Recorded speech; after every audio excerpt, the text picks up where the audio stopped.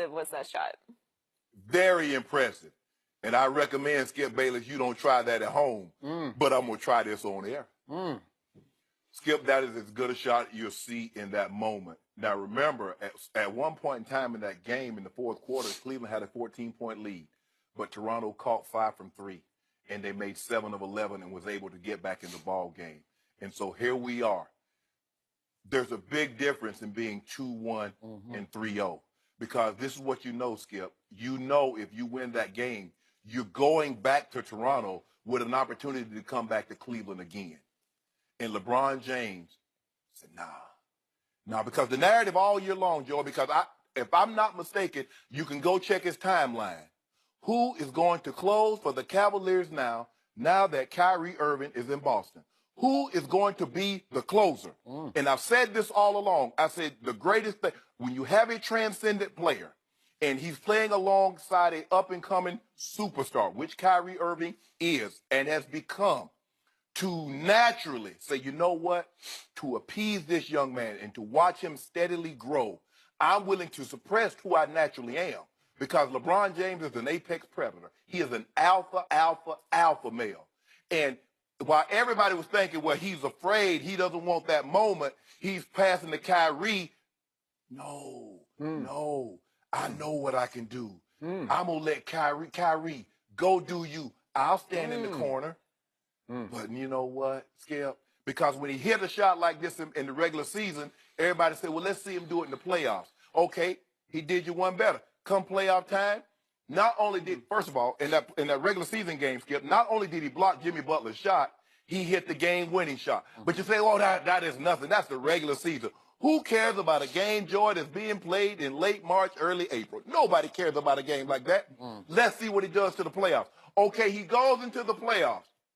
He hits that shot. Him go left. Make him go left. They did it. O.J. Anunoby did exactly what he wanted to do. He made him go left, Skip. And lo and behold, going at that rate of speed, 6'9", 260 pounds, speed, velocity, strength at its apex. How was he able to get the ball in one hand? Tim Duncan was the greatest guy I've ever seen shoot the ball from any distance and bank it in. This thing was kissed. This thing was kissed. Oh, you know, what was the guy? Gettleman said Saquon Barkley was kissed from God. Just kiss. You know, Drake got a song, Joy, called God's Plan. But sometimes God's plan don't coincide with Bron's plan. And something got to give, Skip. And guess what game on Saturday? Oh, Skip, that was unbelievable. It's not fair. It's not fair. You heard what he said. He said, you talking about his bag. He said, I got a toolbox. He said, I went in that toolbox. He started tinkering. What can I get? You know, he had 16 of the 26 points the Cavs had. He had that in the fourth quarter. Oh, Skip. And he, as high as he jumped, the momentum, do you realize the degree of difficulty? I think the check judge gave him a 10.0 because that's how the degree of difficulty it was. Skip, this is very impressive. But I'm not surprised. So now, George, this is what we know. He said, stick to the facts. Skip Bayless said, Shannon, I want you to stick to the facts. LeBron James in his playoff career has taken more last-second shots than Michael Jordan. LeBron James has hit more game-winning shots in his playoff career than one Michael Jordan. He has more buzzer beaters than the two of the greatest clutch players. Modern-day people say Kobe Bryant and Michael Jordan, the two greatest clutch players we've ever seen. But LeBron James has more buzzer beaters in the playoffs than both of those combined. Joy, is the show over yet? Oh, no one wonder. Skip! Tell me when it's my turn. It's your turn. Huh? It's your turn. I'm just going to sit over here with my bad middle brother.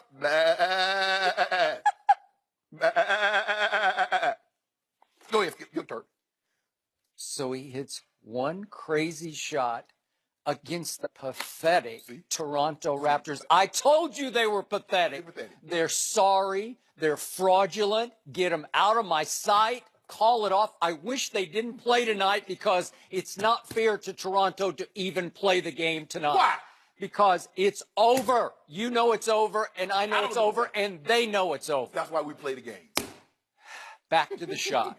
I'll get to Michael Jordan a little later, but back to this shot. The only good thing I can say about this shot is it went in, and it was a big deal at that point to me because I picked the Cavs to sweep. So I wanted him to make some kind of shot, just not that shot, because that shot was so wrong on so many levels that the more I think about it, the worse it gets. And I'm going to, again, I'll echo LeBron's quote that we just saw. The level of difficulty on that shot was extremely difficult. Don't try that at home.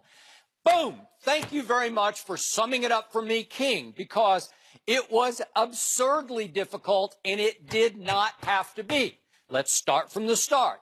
Ty Lue actually made a head coaching decision. I'm with you. That was, dare I say, brilliant. That was shocking to me because I didn't think of that. I didn't see it coming, and neither did Dwayne Casey, because he's telling his kids in the timeout, and he's got kids out there, let's trap him and take the ball out of LeBron's hand in the half court. Correct. In the half court. And Ty Lue says, let's just go full.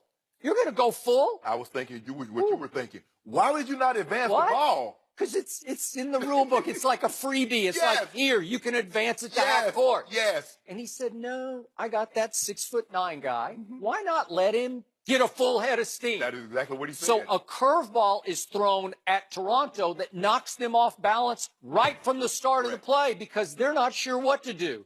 So the quote-unquote trappers are a rookie from Indiana who went 23rd in the first round, Anunoby, and Siakam, a second-year player who's still just trying to figure out how to play NBA basketball. Right.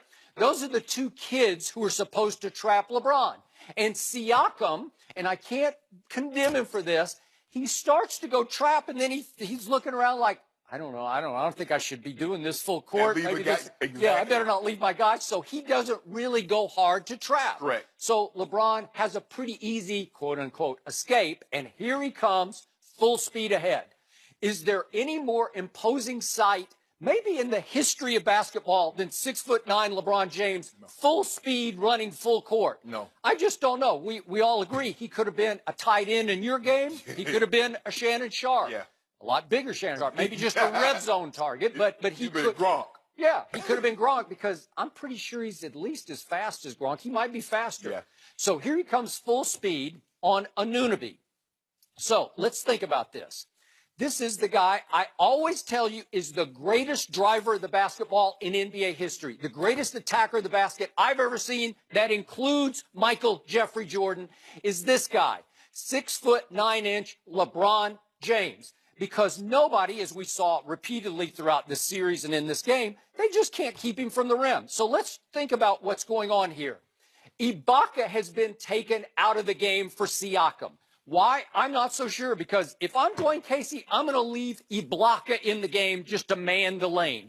He had blocked like 3 shots. He had. So he takes him out, and he takes out DeMar DeRozan. And by the way, it had degenerated so badly for Toronto. Their best player is DeMar DeRozan, right? Yes. He's not playing the whole fourth quarter because he's just gone into a funk. And his coach says, I'm done with you. You sit and watch. So he is one of their better defenders, right? He stopped the final 2 minutes of the third in the entire fourth. He did. Okay, so he's gone. Yes. So now you bring in C.J. Miles to guard Kyle Korver and the two kids, and there's not even Ibaka. So the tallest guy on the floor is Siakam at 6'9", and he's not even in LeBron's ballpark. I know he's as tall as LeBron, but as physical. So all of a sudden, it's a super highway to the basket.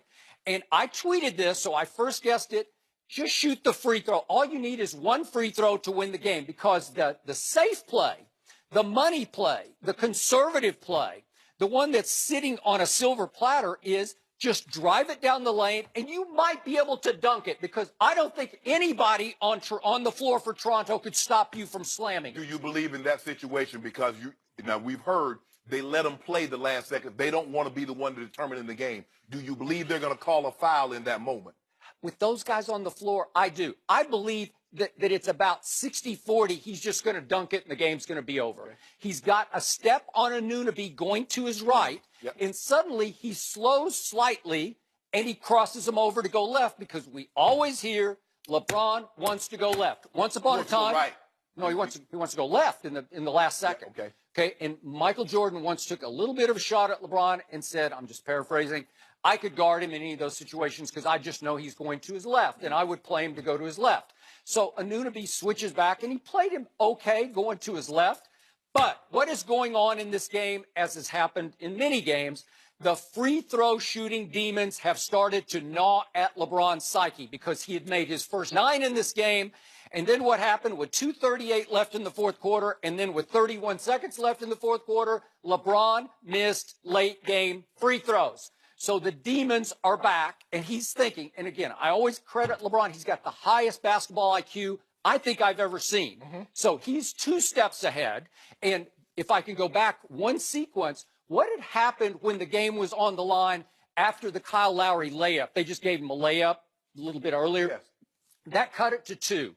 So now somebody's going to have to shoot the 2 free throws to ice the game. And it could have been over with 19 seconds left, right? So what happens? LeBron rushes to grab the basketball to take it out of bounds, because if you're the best player on the planet, don't you want the basketball and you want to go shoot the free throws? I think the thing for him is that let's get the ball before they get an opportunity to set their defense. So let me get the ball, because here, the longer the ball sets, the better the chances are to set a defense. But if you're that guy who makes those free throws, you just say, Kevin Love, somebody take the ball out of bounds and give it to me so I can go make the free throws and the game's going to be over, because you're going to make it a 4-point game. You're starting a nitpick. It's almost like the doctor saved your life, but you didn't like the color scrubs that he came in the operating room. All right. Well, in this one, he is running from that free throw line because he inbounds to Jeff Green, who has been a 61% playoff free throw shooter after he was an 87% free throw shooter during the regular season. So maybe LeBron's thinking, we'll get Jeff Green of the regular season, but he's only 14 of 23 so far in the postseason up to that point. And we all know he goes down and makes the first one, and he misses the second one, which opens the door for Anunoby to make a pull it out of your rear end 3 that ties the game and sets up the last shot. So to me, you drive the basketball and just go shoot. All you have to do is make 1 free throw. And remember, this was a good situation for LeBron because it's not sink or swim. It's not do or die. Well, I'm just telling you. You see what he did, Joy? There have been times, and we'll get into this a little later in the show, when LeBron has made big shots where it was sink or swim, do or die. But this is a tie game against the woeful Toronto Raptors. Just shoot the free throw. The Raptors are woeful now. A team that swept the Houston Rockets, who had the best record in basketball. Does anybody think they had any chance to? What have you seen so far? Vegas thought they had a chance because Vegas installed them at 6.5-point favorites in both games. Now, you love Vegas. I saw something very differently because I called it a sweep. But, Skip, how about this? Can we do this, Skip? We'll get to the narrative part later. Let's not do this with LeBron, because I knew people were going to say this. People were going to say he made this shot. He made it in the second round over Toronto. They're not very good. And also, he made this shot. If he misses the shot, Joy, they go to overtime. So no skin off his back. Why we just can't say, you say the man was afraid to take the shot. He passed it to Kyle Korver in game 3. You said he should have taken the shot. He took it in Indiana. All right. He took it in Toronto. Back to this play. So I quote Kevin Love, who says, to me, it looked like he could have gotten a little closer. So that's just to emphasize my point. Right. Just attack. Just get it in the lane. Or at least do an MJ Memorial pull-up from the free throw line and shoot a straight-up jump shot. Right. Or, as C.J. Miles said, that was the shot you'd want him to take in that situation, because he's driving to his left and then he starts to drift from the rim. And I'm saying, just go, just attack. Thank you. And he drifts and he drifts and he gets deeper and he gets deeper. And all of a sudden he goes up off 1 foot, hanging with his momentum going to the baseline, right? Into the crowd. Hanging, and he flicks it. And this is just me. I'm still not sure he was aiming at the glass, because you know and I know you're running full speed, full court. It's hard to make the basketball go straight there. It's probably going to veer and tilt a little bit to the left because of your momentum. Yes. And he was very fortunate because it barely glanced off the glass. It just barely caught a nick of the glass, because he's going glass the whole remember, round. the glass has almost disappeared. It's almost no glasses left, where you're going to have to make a trick shot to even catch the very edge of the glass going that fast, that direction. And maybe he did aim it. I'm not sure. We will never know. But see, you see now we're nitpicking whether or not he called glass. Now, Paul Pierce hit a shot very similar to this, and they asked Paul Pierce, did you call glass? He said, I called game. He won the game, but here we are, instead of saying, you know what, that was an unbelievable shot. The guy scored 16 of their 26 in the fourth quarter when they had seized momentum, because we saw in game 1, When they were down 14, the Cavs clawed their way back. They got the game in overtime, and they won. Okay, the Toronto Raptors had returned the favor, got the game tied up late in the ball game. If LeBron doesn't do this, they go into overtime. It's a different ball game, Joey. So now help me out here. 2-1. I want to help. Was that not a bad shot? That was a great shot. Yeah, I know it went in, so it's great. I give you that. That's all I can say about it is it went in. By definition, was that not a poor shot under those conditions? It was a shot that you want LeBron to take. But why?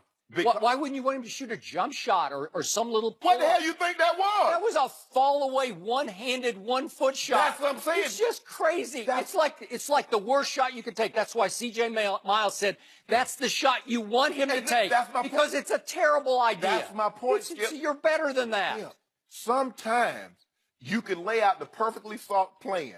You make him go left. He's falling into the crowd. He's done, and you've done everything. You're the best player on the planet. You don't. That's why he made the shot. Would you admit that your man could have created a better shot? Could he have created a better shot? Skip, yes. Skip. Yes. As Kevin Love said, it looked like he could have done, but Kevin didn't have the ball. Only the man with the ball knows what he could or could not have done. He felt very comfortable in that situation, taking that shot in that moment. But Skip, we got to stop this. Let's just give the man credit. So you know what? Sometimes a great pitcher can beat a great hitter. Sometimes the perfect defensive call is not good enough when Aaron Rodgers or Tom Brady's throwing the football. As great a you can't. OG could not play this. You got the guy going left. He's going to turn around and shoot the ball with his right. As he's falling out of bounds, that momentum, he kisses off the glass. Let's just say what an unbelievable shot. Skip, let's not break down and say he didn't call glass. That's for blind witnesses, and I'm not a blind witness. That, for a great player, and he is obviously all-time great, was a horrendously bad idea of a shot that went in. I give you, it went in. But to me, it was as bad an idea, and I tweeted about this. You can look it up. There was a game back in November against the Clippers in Cleveland, and he tried the same thing, same circumstance, except he shot it with his left hand. Correct. If we could, I don't know if we have that, but he just dribbles to his left. Yes. It's the same situation, tie game. This is at home, and he shoots a fall-away left-handed shot. And I'm like, LeBron, just drive it. Go up. They're going to foul you. Just go make one free throw. You get 2 free throws to make one to win the game. Guess what? He took the calls out of. You know what they say? Don't leave it up to the officials. He ended it. Go dunk it. No, he did it one better. He did it one better. He had a 15-footer walk up because at the beginning the narrative was it wasn't a walk off, Joe. It was 3/10 left. Now it's a walk off.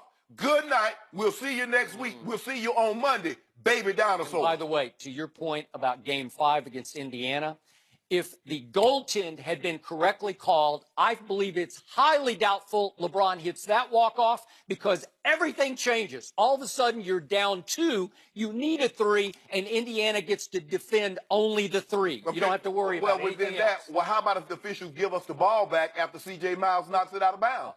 That wasn't a point. You didn't lose points. We lost the possession and opportunity to get points.